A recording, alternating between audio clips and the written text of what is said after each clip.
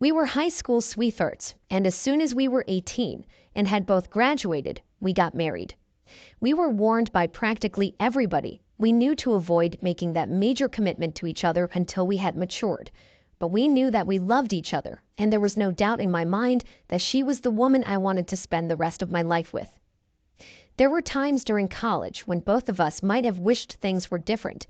Being married meant that our social lives were a lot different from our peers. During the 4 years we were in school, we had our struggles, but we always managed to come back together and work through them. It was a stressful time, and I thought that it made us stronger than ever. Right out of school, both of us landed decent paying jobs. However, we were still new at living completely on our own, so it took some major adjusting to gain the financial stability that we needed to start our family. After a little while, we were eventually able to rent a nice house with a yard. We adopted a dog together, and we were preparing to start trying for a baby. Around Christmas time, I was shopping around for different gifts that I could get my wife. One thing she had always told me she was interested in doing was a boudoir shoot. It wasn't something that I ever asked her to do, but it was something that she'd seen some of her other friends doing, and she thought it was a fun idea. So I found a photographer online and bought a certificate for her. She was excited by the gift when she received it on Christmas morning, and it didn't take long for her to reach out to the photographer to schedule their appointment. Even though I was the one who bought the shoot, she wanted the actual pictures to be a surprise to me, so I didn't tag along during the shoot or have anything to do with it. The day for the shoot came along, and I'm not going to lie, I was pretty nervous. There was this random person who was going to be seeing my wife in an incredibly intimate setting, and I had some reservations about it. But she assured me before leaving that it was a professional she was working with and nothing would come of it. When she got back from the shoot, she was completely beaming. She loved being in front of the camera, and she kept telling me about how the photographer told her she was a complete natural. She was a very beautiful woman, so beautiful that people would ask her all the time if she was a model or if she planned on getting into the industry. At the time, she only thought it was meaningless compliments, but after the photo shoot, she started seriously considering it. If that's what she wanted, I was going to support her.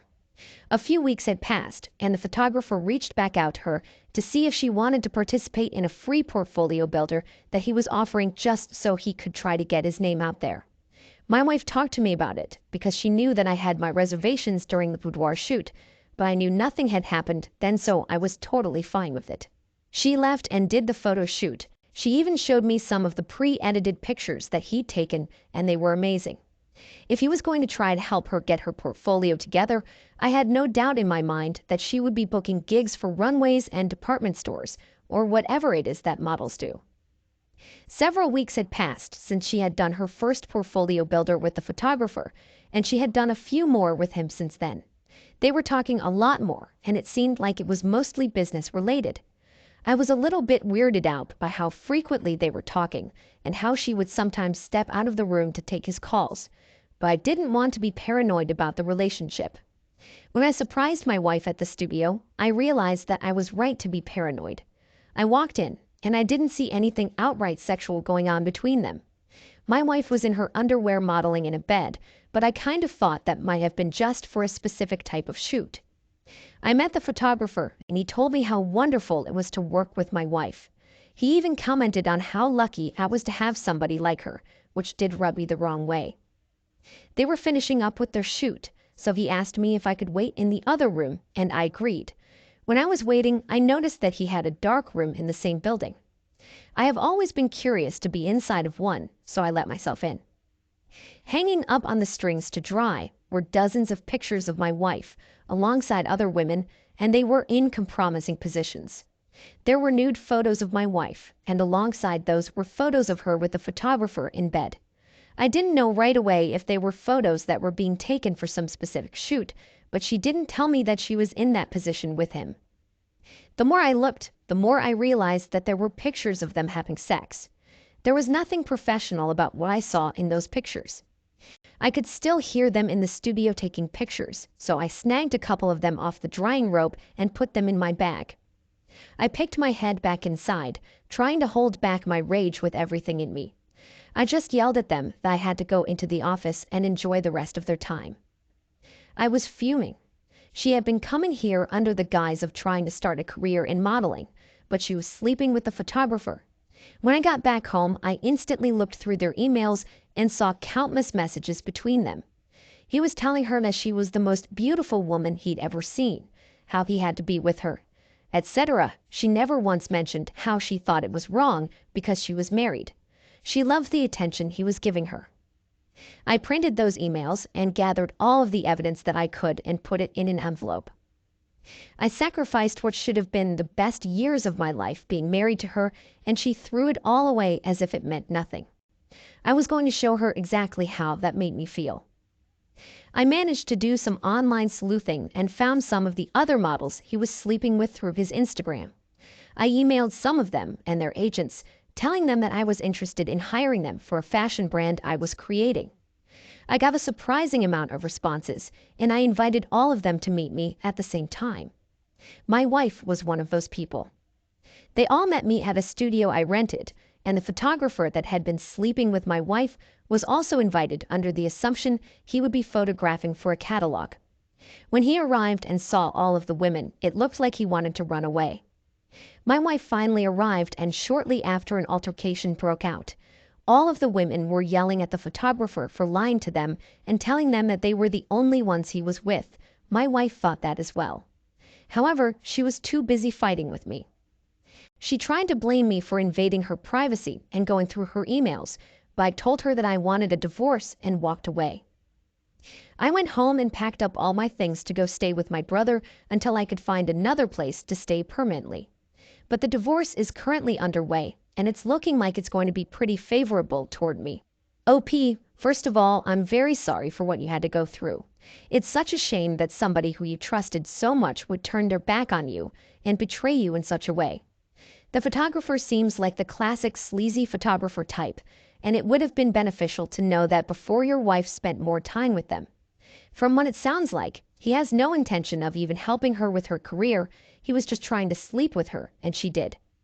I wouldn't be surprised if nothing came of that at all. Good on you for recognizing what was happening and ending it when you realized she was cheating.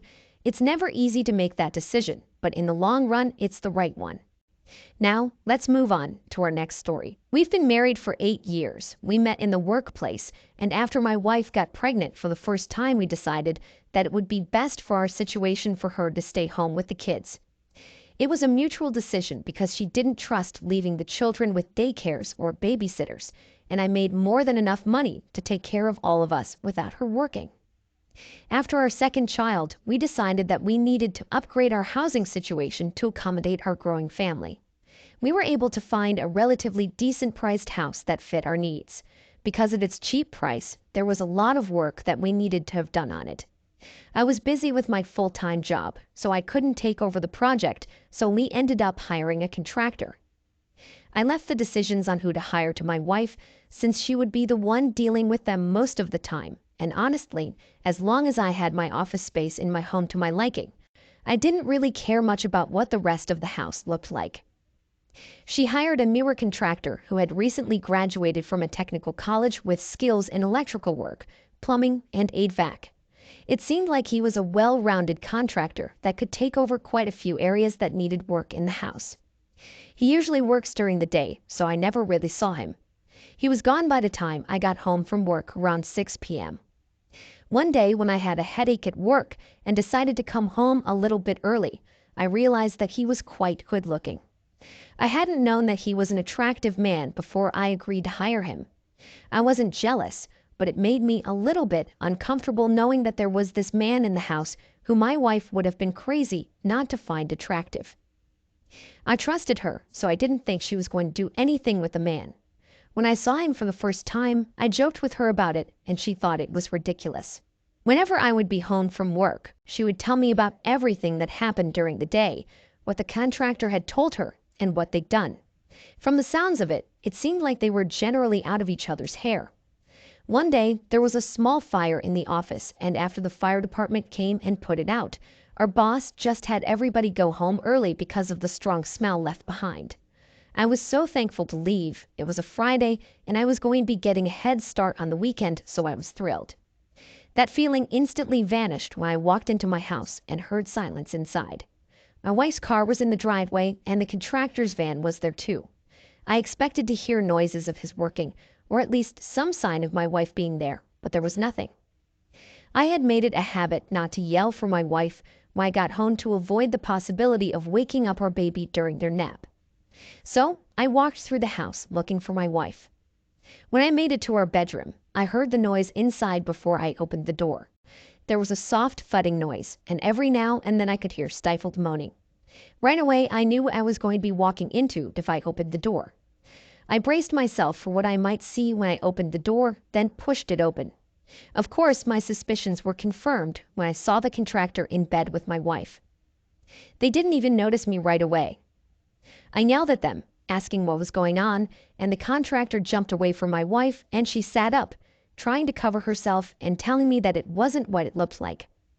I couldn't understand how she could try to rationalize what I had just seen as being something else, but she was. I stormed out without saying a word or even bothering to listen to her excuses and checked myself into a hotel for the night. I spent about half of the night tossing and turning and trying to think of what my next steps would be. I had absolutely no desire to be with her ever again, but filing for divorce and saying I caught her cheating would only be my word against hers. She could easily lie and say that I was accusing her of something false. I needed proof. After doing some digging online, I learned that I could look at my detailed phone bill to see what calls and text messages had been sent out. Apparently, the providers keep records of all of that. The more I looked, the more I realized what happened with her and the contractor was not a one-time thing. They communicated quite often, and some of the text messages that they shared were very explicit. I saved that information so I could use it in our divorce filings. But I still felt like I needed to do something else to get revenge. I knew that if her parents found out about what she did, they would practically disown her. I was family to them, and knowing that their daughter cheated on her husband and stole a happy life away from her children would upset them. In the morning, I gave them a call and asked if I could come to dinner with them sometime soon because I was planning a surprise for my wife.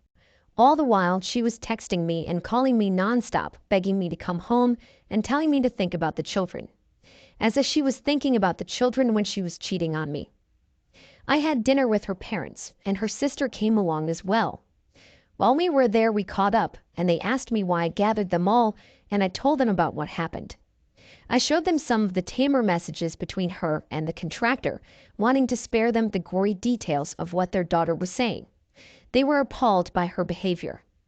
They called her later that night and told her how disappointed she was and how wrong she had been for throwing away a good marriage. I knew she felt badly too, and she wanted to do what she could to fix it, but I wasn't going to hear that. I took the evidence that I had to my divorce attorney and started the filing. In the end, I let her keep the house that she and the contractor had built together, and I bought a new one for myself. I didn't have to pay any spousal support because she had violated the terms of our marriage, so she was forced to get a job. We now have joint custody of our kids, and we try to be amicable with each other so they aren't hurt. OP, it's never easy realizing that your partner is being unfaithful, and it's especially more difficult when children are in the picture. What she did with the contractor was a breach of your union, and divorce was the only way out of it. However, I am glad that you two are able to be friendly with each other for your children's sake. It's very clear that she knew all along that what she was doing was wrong, but she either didn't care or wasn't strong enough to resist the temptation. I wish nothing but the best for you in the future, and hope you can move on from here and be happy. Thank you all for taking the time to listen to today's stories. If you enjoyed listening, please feel free to like and subscribe if you haven't already. Also, comment below with your thoughts on what happened. If there is a story you would like to share with me about your own situation or someone else's, then please do not hesitate to contact me. Take care.